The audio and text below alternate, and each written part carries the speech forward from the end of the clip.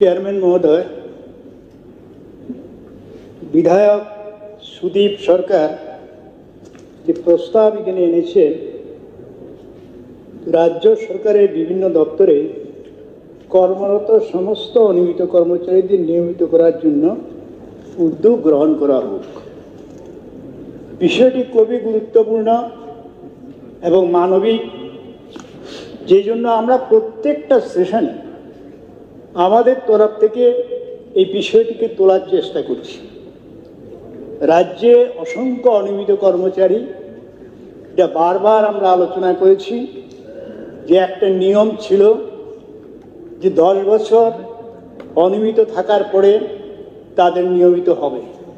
তো দেখা গেল যে কোনো কারণেই হোক 2018 সালের 31শে জুলাই আদেশটা প্রত্যাহার করা হলো এবং স্বচ্ছ একটা আদেশ সেখানে বের করার প্রতিশ্রুতি দিলেন। এই যে প্রতিশ্রুতি দিলেন বা বললেন, এখানেই সবার মধ্যে এটা আশা জেগেছিল যে আরো ভালো একটা সিদ্ধান্ত আমাদের সরকার গ্রহণ করবে। আমাদের রাজ্যে নানা ধরনের অনিয়মিত কর্মচারী আছে, কেউ কন্টিনজেন্ট, কেউ পার্ট টাইম, কেউ ক্যাজুয়াল ওয়ার্কার, কেউ ডিআরডব্লিউ, কেউ স্কিম ওয়ার্কার, এই ধরনের নানা ধরনের অনিয়মিত কর্মচারী আছে। সুতরাং আমরা দাবি করব এই যে নানা ধরনের অনিয়মিত কর্মচারীরা রয়েছেন তাদের সম্পর্কে একটা সিদ্ধান্ত গ্রহণ করা হোক। যারা ডিআরডব্লিউ একটা সময় তাদেরকে নিয়মিত করার জন্য যে সিদ্ধান্তটা ছিল, যারা পার্ট টাইম ছিলেন, যারা কন্টিনজেন্ট ছিলেন, তাদের সম্পর্কে একটা সিদ্ধান্ত ছিল তারা কি করে ডিআরডব্লিউতে যাবে। স্কিম ওয়ার্কারদের সম্পর্কেও তাদের বেতন বৃদ্ধির একটা সিদ্ধান্ত ছিল। দেখা গেল যে সমস্ত সিদ্ধান্ত কিন্তু এখন বন্ধ হয়ে আছে। রাজ্যে প্রচুর অঙ্গনওয়াড়ি কর্মী আছে, প্রচুর অঙ্গনওয়াড়ি কর্মী আছেন, প্রায় 20,000। এই অঙ্গনওয়াড়ি কর্মী তারা 10,000 পান, যারা হেল্পার তারা 4,500 5,000 টাকা পান।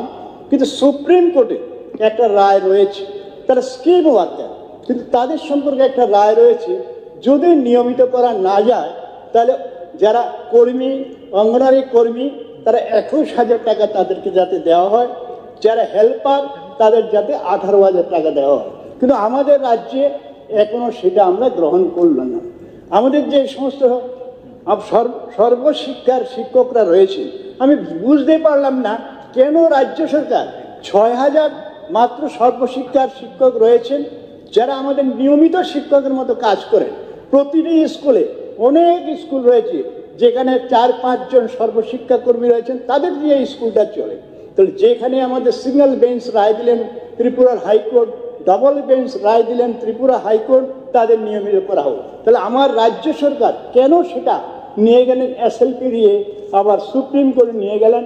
এটা তো এই 6,000 এখন 5,500 বা 5,000 বেশি নেই, তাদের নিয়মিত করার প্রশ্ন তো আমার কোনো আপত্তি থাকতে পারে না রাজ্য সরকারের। সুতরাং সিদ্ধান্ত নিলেই তো তারা নিয়মিত হতে পারে। আমাদের যারা পাম ওয়াটার আছে, এই যে পাম ওয়াটার অপারেটর প্রায় 3,500 আছে, 2,000 আছে আমাদের বিভিন্ন যে সমস্ত পানীয় জল প্রকল্পে, কিছু আছে আমার কৃষি জলসেচ প্রকল্পে। এই যে 3,500 পাম ওয়াটার আছে, 7,000 টাকা পায়। 7,000 টাকা দিয়ে এখন একটা পরিবার চলতে পারে? সারা দিন তারা পরিশ্রম করেন। যখন জলসেচের প্রশ্ন আসে তখন সেই সকাল থেকে সন্ধ্যা পর্যন্ত 2 বেলা তাদেরকে ডিউটি দিতে হয়। 7,000 টাকা আপনারা দিলেন, এইবার তাদের জন্য যে এগ্রিসিয়া মঞ্জুর করলেন, আমাদের যারা নিয়মিত কর্মচারী আছেন, ডিআরডব্লিউ আছেন, সকলে 2,100 করে পান, কিন্তু তাদের বেলা দেওয়া হলো 1,000। এই যে নিম্ন বেতনভোগী এই যে পাম অপারেটরগুলি আছে, তাদের সাথে একজন রেগুলার পাম ওয়াটার সে প্রায় 40,000 টাকা পায়, আর একজন অনিয়মিত পাম ওয়াটার তারা স্কিমে আছে, হয়তো তারা আউটসোর্সিং আছে, কিন্তু তার নিয়মিত করা না গেল তার যে বেতন বৃদ্ধি করার যে সুবিধাগুলো আছে তার নিরূপণ করার জন্য আপনারা এখনো চেষ্টা করেননি। এইভাবে নানা ধরনের জাতীয় স্বাস্থ্য মিশনে আমি গত কয়েকদিন আগে দেখলাম পত্রিকায় 3 মাস তাদের বেতন হচ্ছে। তাহলে জাতীয় স্বাস্থ্য মিশনে বহুবার হসপিটালগুলিতে চলছে এবং জাতীয় স্বাস্থ্য মিশনে ডাক্তার, জাতীয় স্বাস্থ্য মিশনে আমাদের প্যারামেডিক্যাল জাতীয় স্বাস্থ্য মিশনে আমাদের নার্সিং স্টাফ জাতীয় স্বাস্থ্য মিশন তারা নিয়োগ হচ্ছে সেখান থেকে। স্বাভাবিকভাবে জাতীয় স্বাস্থ্য মিশন সম্পর্কে একটা সিদ্ধান্ত আপনাদের নিতে হবে। এছাড়া বিভিন্ন অফিসে নানা ধরনের DRW আছে, কৃষি দপ্তরে পার্মানেন্ট লেবার আছে, প্রায় অনেকে রেগুলার হয়ে গেছে, কিন্তু এখনো কিছু পার্মানেন্ট লেবার রয়ে গেছেন, বেশি সংখ্যা নেই। আমি এগ্রিকালচার মিনিস্টারকে অনুরোধ করবো, উনি অনেক উদ্যোগ নিচ্ছেন অনেক সমস্যার সমাধানে, তাহলে এই যে পার্মানেন্ট লেবাররা কিছু রয়ে গেছেন যারা হলো না, রেগুলার হলো না, তাদের সম্পর্কে রেগুলার করার ক্ষেত্রে একটা নীতি আপনাদের নির্ধারণ করতে হবে। আমি শুধু এইটুকু আশা করবো, আশা কর্মী আছেন, আমাদের মিড ডে কর্মী আছেন, তারা কাজ করছে। এই যে মিড ডে কর্মী, আমাদের যে সমস্ত high senior basic high school, এই স্কুলগুলিতে এখন গ্রুপ ডি নেই। সমস্ত মিড ডে কর্মীকে দিয়ে তাদের গ্রুপ ডির কাজ করা হচ্ছে।